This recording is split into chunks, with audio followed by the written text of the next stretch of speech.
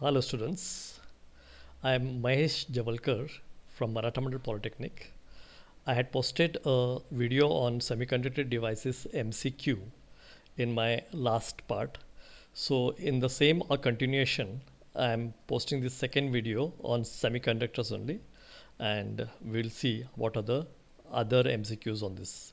So we'll go to the next question. So next question is question number 11. And question number 11 says that a semiconductor is formed by dash bonds. Okay.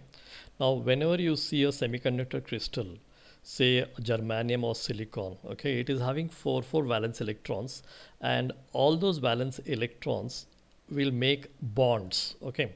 Now, one valence electron from one atom will make a bond with another valence electron from another atom. So, two valence electrons are shared from different atoms. So, it is called as covalent.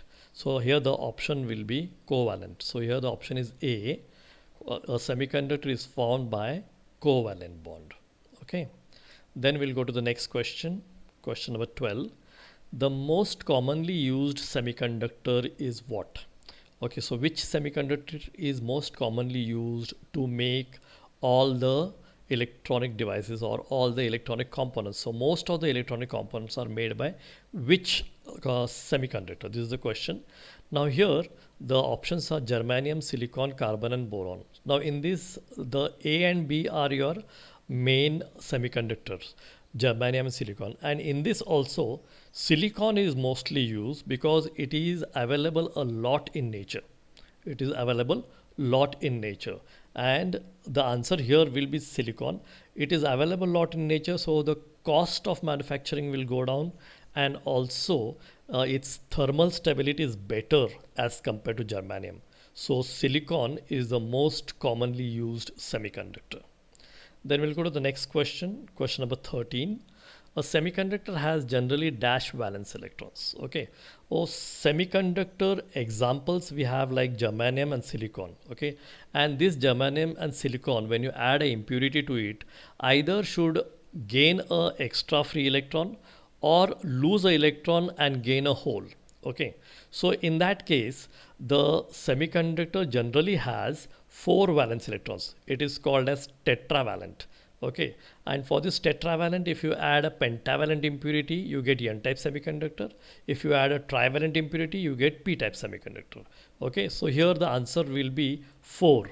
A semiconductor has generally 4 valence electrons, and the same you can see in germanium and silicon. Both are having 4 valence electrons. Okay. Then we'll go to the next question, question number 14. When a pure semiconductor is heated, its resistance, what will happen to its resistance? Now we have already seen in our last questions that a semiconductor has negative coefficient of resistance. That means when the temperature increases, the resistance has to decrease, and if temperature decreases, the resistance has to increase. So here if the semiconductor is heated, that means temperature is becoming more, that means its resistance has to go down. So here the answer will be B, goes down. Okay, so when a pure semiconductor is heated, its resistance goes down. Clear? Then we'll go to the next question, question number 15.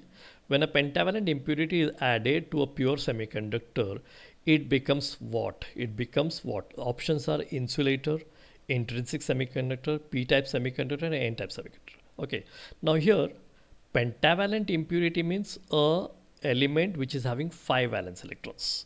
When an element which is having 5 valence electrons is added to pure semiconductor, means an element which is having 4 valence electrons. When 5 valence electrons are added to 4 valence electrons, so out of those 5, 4 will make the covalent bonds and 1 electron will become extra.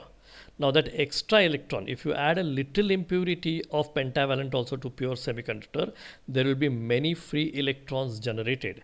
And when there are many free electrons generated, it is called as N-type semiconductor. So here the answer will be N-type semiconductor. When a pentavalent impurity is added to a pure semiconductor, it becomes N-type semiconductor. Similarly, when a trivalent impurity is added to pure semiconductor, it becomes P-type semiconductor. Okay, so here the answer is N-type semiconductor. Then we'll go to the next question. Question number 16. Addition of pentavalent impurity to a semiconductor creates many dash. So as I've told you in the last question, when you add a pentavalent impurity to a pure semiconductor, when you add 5 valence electrons to 4 valence electrons. So 4 out of those 5 will make covalent bond and 1 electron will become free. Like that, if you add a small impurity, there will be many free electrons generated. So here the answer has to be A, free electrons. Addition of pentavalent impurity to a semiconductor creates many free electrons, right? Then we'll go to the next question, question number 17. A pentavalent impurity has dash valence electrons.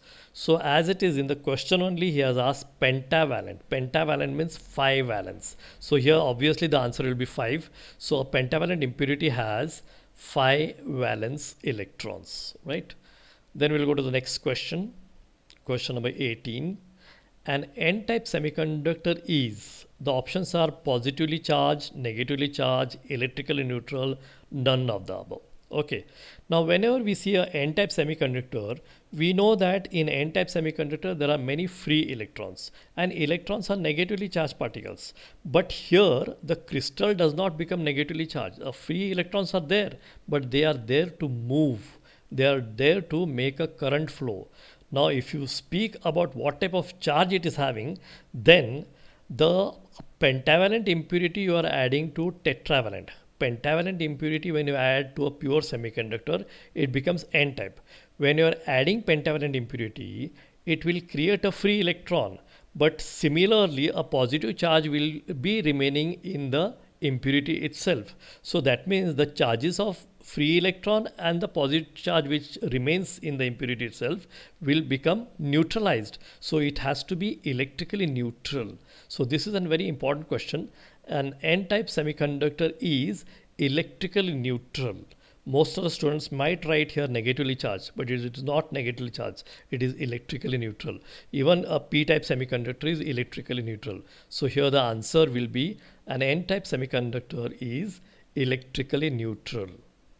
Then we'll go to the next question, question number 19.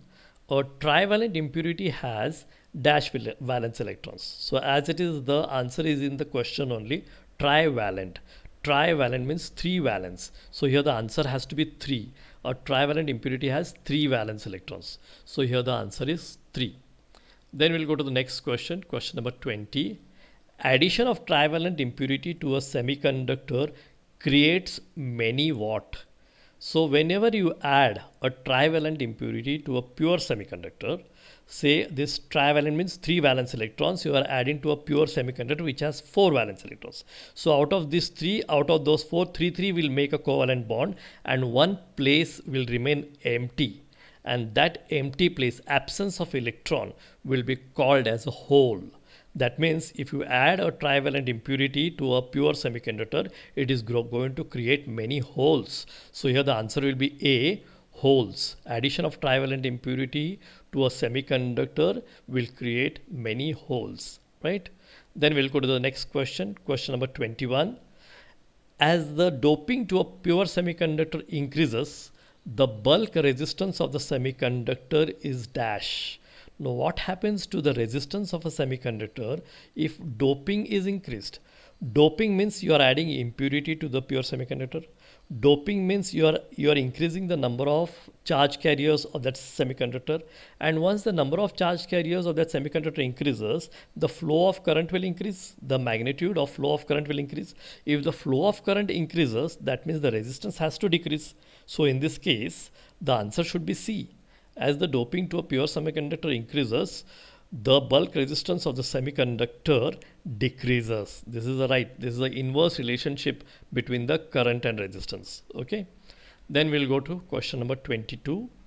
A hole and electron in close proximity would tend to dash. Okay. Now a hole and electron, whenever we assume a hole and electron, a hole we assume as a positive charge particle, an electron as negative charge particle. Actually, electron exists and it is a negative charge particle. An absence of electron is taken as hole and it is assumed as positive charge particle. When hole is positive and electron is negative, that means both have to attract each other. That means a hole and electron in close proximity would tend to, answer B, attract each other. So here the answer will be attract each other because they have opposite polarity. Okay.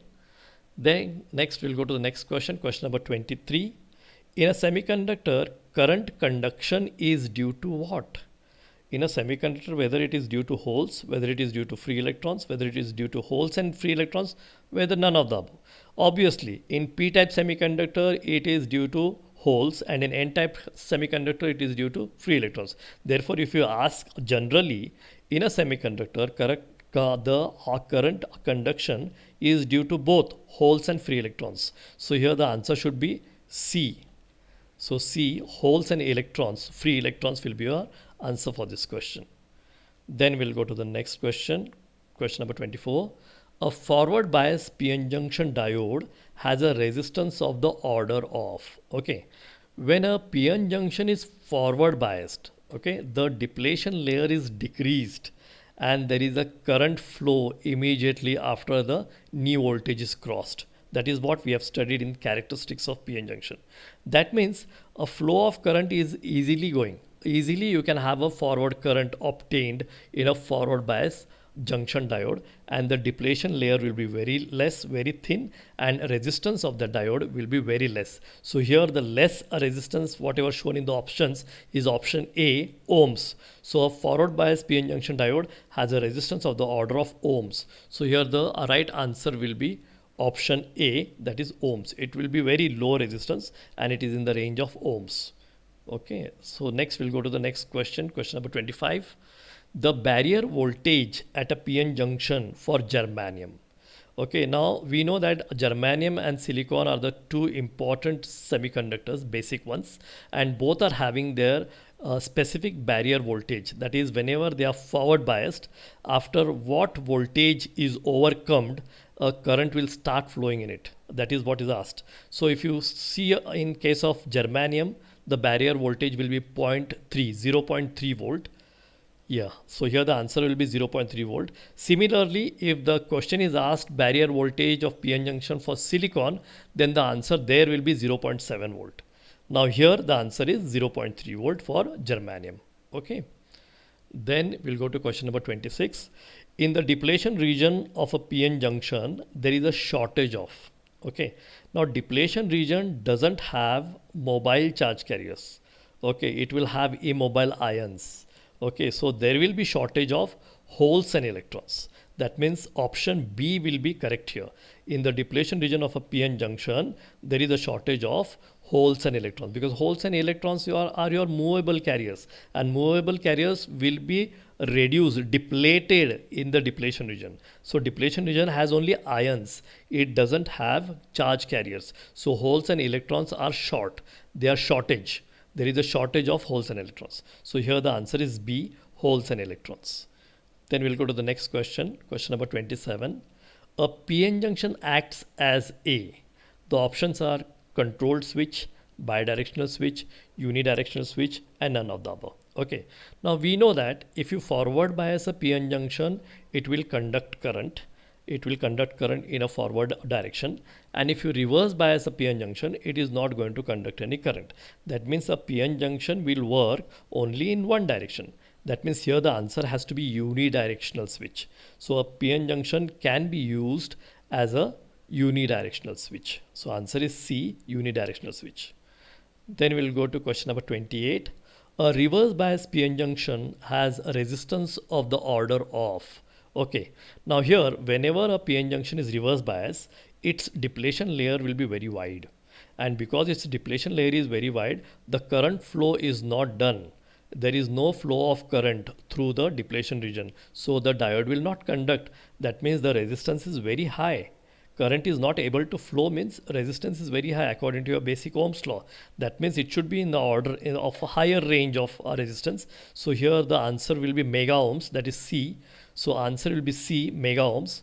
A reverse bias PN junction has a resistance of the order of mega ohms. Okay. Then we'll go to the next question, question number 29.